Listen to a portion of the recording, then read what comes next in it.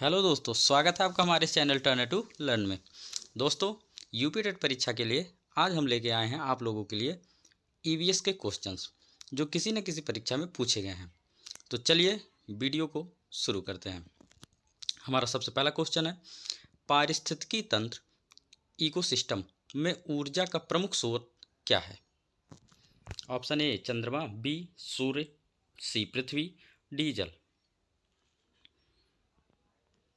इसका जो right answer है दोस्तों वो है हमारा ऑप्शन नंबर बी सूर्य।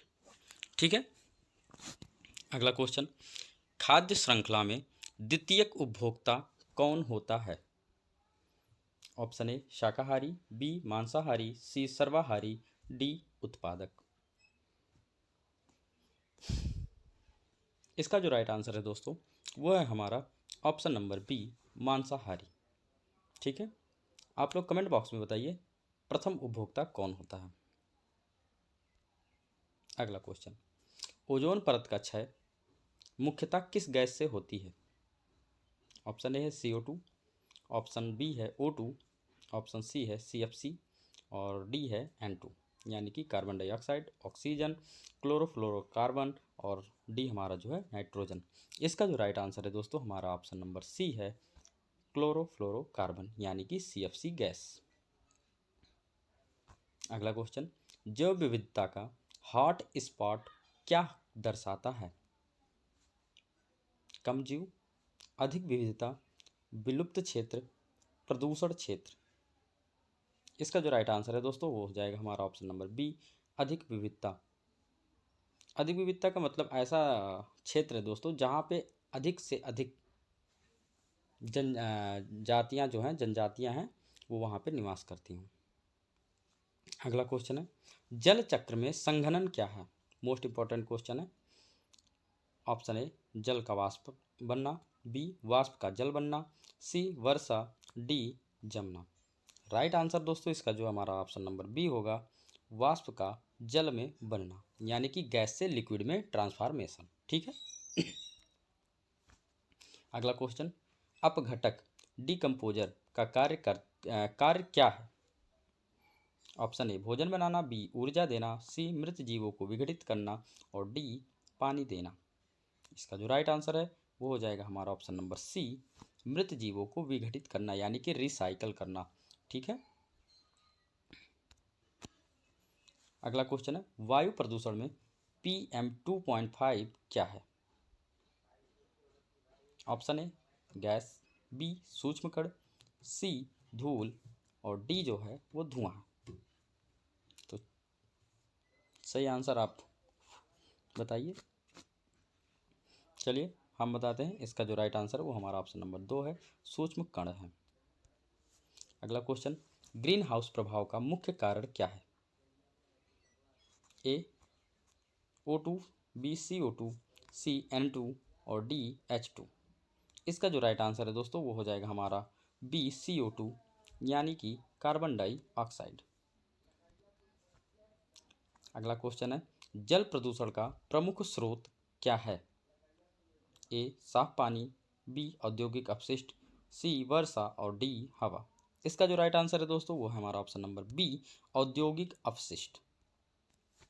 अगला क्वेश्चन है, ऊर्जा पिरामिड में सबसे ऊपर कौन होता है? उत्पादक, प्राथमिक उपभोक्ता, द्वितीयक उपभोक्ता, शीर्ष उपभोक्ता। राइट आंसर शीर्ष उपभोक्ता टॉप कैन्यूअर होगा। अगला क्वेश्चन है, अस्थायी विकास सस्टेनेबल डेवलपमेंट का अर्थ क्या है? मोस्ट इंपॉर्टेंट क्वेश्चन है ये दोस्तों। ऑप्शन ए केवल वर्तमान का विकास, बी भविष्य की चिंता बिना विकास, सी वर्तमान प्लस भविष्य दोनों का संतुलन और डी केवल आर्थिक विकास। इसका जो राइट आंसर है दोस्तों वो है हमारा ऑप्शन नंबर सी वर्तमान प्लस भविष्य दोनों का संतुलन। अगला क्वेश्चन है, मृदा अपरदन का मुख्य कारण क्या है? ए वर्षा, बी वनों की कटाई, सी हवा, ऑप्शन डी सभी।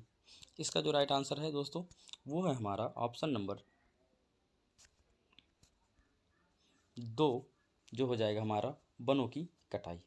वनों की कटाई की वजह से ही दोस्तों मिट्टी की जो पकड़ होती है वो कमज़ोर हो जाती है और मिट्टी का अपरदन हो जाता है जब भी बाढ़ वगैरह आती है तब। अगला क्वेश्चन है, जैविक कचरा का उदाहरण कौन सा है? ऑप्शन ए प्लास्टिक है, बी कांच, सी सब्जी के छिलके और डी धातु।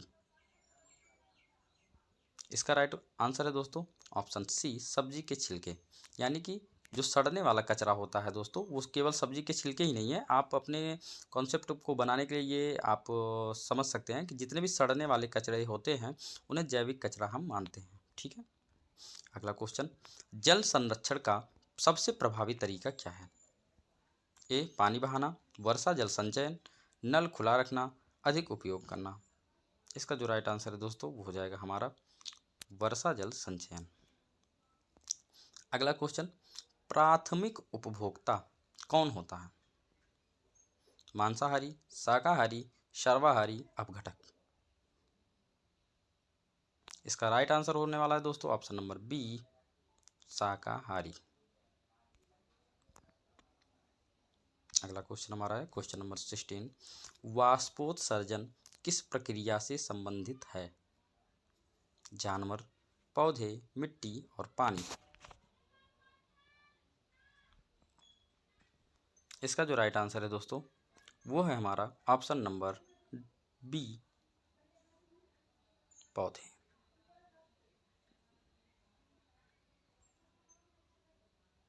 अगला क्वेश्चन, ध्वनि प्रदूषण का प्रभाव क्या है? सुनने की क्षमता बढ़ती है, सुनने की क्षमता घटती है, नींद बढ़ती है, ऊर्जा बढ़ती है। इजी क्वेश्चन है, इसका जो आंसर हो जाएगा सुनने की क्षमता घटती है। अगला क्वेश्चन, अपशिष्ट प्रबंधन का सही तरीका क्या है? ऑप्शन ए है जलाना, बी फेंकना, सी पुनर्चक्रण करना जिसे हम ऑप्शन नंबर सी हो जाएगा पुनर्चक्रण यानी कि रिसाइकलिंग। अगला क्वेश्चन है, ऊर्जा का संरक्षण क्यों जरूरी है? ऑप्शन ए ऊर्जा असीमित है, बी ऊर्जा सीमित है, सी खेल के लिए, डी समय के लिए। इसका राइट आंसर हो जाएगा ऑप्शन नंबर बी क्योंकि ये लिमिटेड है। अगला क्वेश्चन हमारा है, जैव विविधता का महत्व क्या है? ऑप्शन ए हमारा है सजावट, बी परिस्थितिकी संतुलन, सी खेल, डी व्यापार। इसका राइट आंसर दोस्तों हमारा बी हो जाएगा पारिस्थितिकी संतुलन। इकोसिस्टम स्टेबल रहता है जब जैव विविधता होती है तो। अगला क्वेश्चन है, सौर ऊर्जा का मुख्य लाभ क्या है? ऑप्शन ए महंगी है, बी प्रदूषण रहित है, सी सीमित है और डी खतरनाक है। इसका ऑप्शन नंबर हमारा जो सही है वो बी हो जाएगा, ये प्रदूषण रहित है। अगला क्वेश्चन है, वनों की कटाई का परिणाम क्या है? वर्षा बढ़ती है, जलवायु परिवर्तन होता है, मिट्टी मजबूत होती है और डी इनमें से कोई नहीं। इसका जो आंसर सही है वो है option number B climate change होता है। वनों की कटाई से क्लाइमेट चेंज हो रहा है हमारा। अगला क्वेश्चन है, जल शुद्धिकरण की सबसे सरल विधि क्या है? छानना, उबालना या दोनों करना या डी।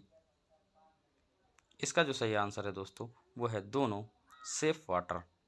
यानी कि उबालना और छानना दोनों ही शुद्धिकरण का अच्छा विधि माना जाता है। अगला क्वेश्चन हमारा है, पर्यावरण संतुलन कैसे बना रहता है? केवल पौधे से, केवल जानवरों से, सभी जीवों से और डी है मनुष्यों से।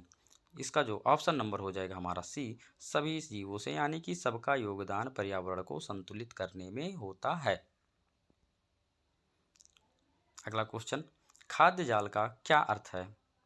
ए है एक खाद्य श्रृंखला, बी कई खाद्य श्रृंखलाओं का जाल, सी केवल पौधे और डी केवल जानवर। इसका जो राइट आंसर है दोस्तों वो है हमारा ऑप्शन नंबर बी कई खाद्य श्रृंखलाओं का जाल। इसी के साथ दोस्तों हम अपने इस वीडियो को समाप्त करते हैं और आपके कितने आंसर सही हुए दोस्तों कमेंट बॉक्स में ज़रूर बताया कीजिए।